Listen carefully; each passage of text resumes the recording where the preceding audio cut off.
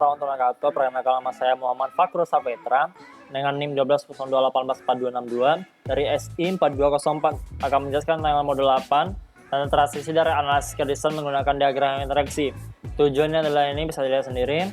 Oke, lanjut ke tahap proses. Kita sekarang belajar tentang model solusi, yaitu model persyaratan. Bagi dua jadi FRS, di bawah kita model desain, kita ke model solusi. Selanjutnya ke memperkenalkan model desain. Model desain dibuat dari model persyaratan, use case, dan model domain. Model desain digabung dengan model arsitektur untuk menghasilkan model solusi. Bisa dilihat di gambar juga di bawah. Diagram interaksi. Diagram interaksi UML adalah nama kolektif untuk diagram berikut. Pertama, diagram urutan. Kedua, diagram komunikasi. Sebelumnya dikenal sebagai diagram kolaborasi. Diagram intisar interaksi, kombinasi diagram aktivitas, dan fragmen diagram urutan. Diagram interaksi. Setiap diagram interaksi UML digunakan untuk menunjukkan urutan interaksi yang terjadi antara objek selama pertama, satu atau dua skenario use case. Kedua, satu bagian dari skenario use case. Diagram interaksi UML juga dapat digunakan untuk menunjukkan urutan interaksi yang terjadi di antara keduanya. Pertama, sistem, kedua, subsistem. Analisis membantu Anda memodelkan apa yang diketahui tentang proses bisnis yang harus didukung sistem. Pertama, use case, kedua, domain model. Desain membantu Anda memodelkan bagaimana sistem akan mendukung proses bisnis. Model desain terdiri dari boundary UI komponen, surface komponen, entity komponen.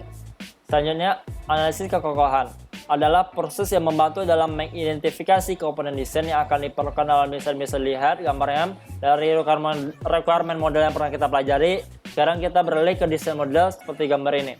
Selanjutnya adalah input untuk analisis ketahanan. Pertama, kasus penggunaan, skenario use case untuk use case tersebut, diagram aktivitas use case jika tersedia untuk use case tersebut, model domain. Output dari analisis ketahanan. Model desain biasanya ditangkap dalam diagram interaksi UML dengan dua komponen desain seperti batas, layanan, dan komponen entitas. Komponen batas, kelas batas, atau komponen digunakan untuk interaksi model antara sistem dan aktornya, yaitu pengguna dan sistem eksternal. Bisa dilihat gambar juga. Pertama, abstraksi layar UI, sensor antarmuka, komunikasi, dan sebagainya. Komponen UI tingkat tinggi. Setiap komponen batas harus dikaitkan dengan setidaknya satu aktor. Komponen pelayanan. Kelas atau komponen kontrol layanan mewakili koordinasi pengurutan transaksi dan kontrol objek lain, dan sering digunakan untuk mengenskapulasi kontrol terkait use case tertentu. Setelah gambar juga, mengkoordinasikan aliran kontrol, mengisolasi setiap perubahan alur dari komponen batas dan entitas. Komponen entitas, kelas entitas atau komponen digunakan untuk memodelkan informasi yang berumur panjang dan sering persisten. Yang pertama, entitas biasanya terkait dengan objek domain. Kedua, sebagian besar entitas gigi. Entitas dapat memiliki perilaku yang kompleks. Komponen entitas dan pelayanan. Komponen entitas akan sering memiliki komponen layanan yang sesuai. Pertama, objek layanan akan sering mengkontrol objek entitas yang sesuai. Objek layanan dapat mendelegasikan ke objek layanan lain. Misalnya di gambar juga. Komponen boundary dan entitas. Komponen boundary sering dapat mengambil atribut komponen entitas. Bisa dilihat di gambar juga.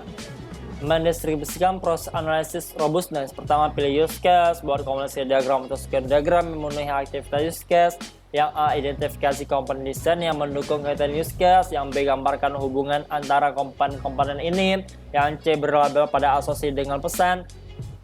Yang ketiga, ubah komunikasi diagram menjadi second diagram atau sebaliknya untuk tampilan alternatif atau opsional. Ini adalah contoh dari kombinasi diagram UML terdiri dari elemen-elemen berikut. Bisa lihat gambar juga. Nah, ini jadi variasi dari kombinasi diagram sebelumnya. Bisa lihat gambar juga. Sebuah pesan dapat menunjukkan pertama nama pesan, panah arah terbagi panah padat adalah pesan sinkron, panah terbuka adalah pesan asinkron, nomor urut yang menggambarkan urutan pesan, daftar parameter yang diteruskan ke objek penerima, kondisi penjaga yang menunjukkan pesan bersyarat, parameter pengembalian. Membuat sebuah diagram komunikasi, pilih use case yang sesuai. Pertama, tempatkan aktor dalam diagram komunikasi. Kedua, menganalisis from use case atau diagram aktivitas untuk use case. Untuk setiap tindakan dalam use case, yang A yang mengidentifikasi dan menambahkan boundary komponen, mengidentifikasi dan menambahkan surface komponen, mengidentifikasi dan menambahkan entity komponen, mengidentifikasi dan menambahkan interaksi lebih lanjut, penemuan metode baru, batas, layanan, dan entity komponen. Langkah pertama, tambahkan aktor di diagram. Pertama ini bisa dilihat contoh dilihat di gambar. Langkah kedua A ini bisa dilihat di gambar juga. Langkah kedua B bisa dilihat di gambar juga. Langkah kedua J seperti ini. Langkah kedua D seperti ini. Itu metode bank reservasi menggunakan metode find room untuk temukan kamar dengan tipe yang diperlukan. Setelah menemukan dan memilih kamar gratis, tidak atau tidak ditampilkan, metode set room menetapkan kamar untuk reservasi. Harga yang dihitung tidak ditampilkan adalah tugas untuk reservasi, bisa dilihat di gambar juga. Langkah kedua D, metode make reservasi. Ya ini juga nih sama juga nih gambar tadi juga, bisa lihat juga. Contoh diagram komunikasi, dua diagram komunikasi berikut menunjukkan lebih banyak tampilan terperinci dari reservasi. Pertama, skenario primer berhasil atau skenario sekunder tidak berhasil. Kamar yang ditawarkan oleh agen pemesanan rencana lebih halus telah dihilangkan untuk mengurangi kompleksitas. Ini kayak cadangan gitu. Ini sudah gambar juga ini contohnya. Gambar juga bisa dilihat. Sequence diagram pertama menjadikan perspektif dari interaksi antar objek, bisa digunakan sebagai ganti komunikasi diagram, bisa diubah menjadi atau dari diagram komunikasi diagram, terbukti lebih berguna untuk developer, menyoroti waktu pemesanan interaksi. Bagian selanjutnya kita akan membahas UML sequence diagram. Ini bisa dari gambar juga ini. Fragment itu memperlihatkan sequence loop, memperlihatkan jalan alternatif, memungkinkan memperlihatkan dua atau lebih skenario untuk ditampilkan dalam satu diagram, memperlihatkan referensi ke sequence diagram ke sequence diagram fragment terperinci lain, memampukan kamu untuk memecah diagram besar ke beberapa diagram kecil. Selanjutnya akan memperlihatkan contoh dari fragment notation, bisa dilihat di gambar juga ini. Ketiga adalah contoh sequence diagram. Tiga sequence diagram mereka pandangan dari reservasi lebih detail menurut berikut. Pertama, primary kalau successful, kedua secondary kalau unsuccessful, yang ketiga sebuah fragment sequence diagram memperlihatkan detail lebih baik untuk bagian reservasi detail dan termasuk bagian dari loop. Ini bisa dilihat di gambar juga, contoh dari sequence diagram, bisa dilihat gambar juga, ini contoh juga. Ini kesimpulan, baik kita akan ke kesimpulan terakhir. Pertama, interaksi diagram digunakan untuk mengidentifikasi desain komponen yang memenuhi sebuah use case. Objek interaksi bisa divisualisasi dengan sebuah UML. Communication diagram, sequence diagram. Baik, terima kasih. Sekian dari presentasi saya. Jangan lupa like and subscribe dan jangan lupa komen nanti.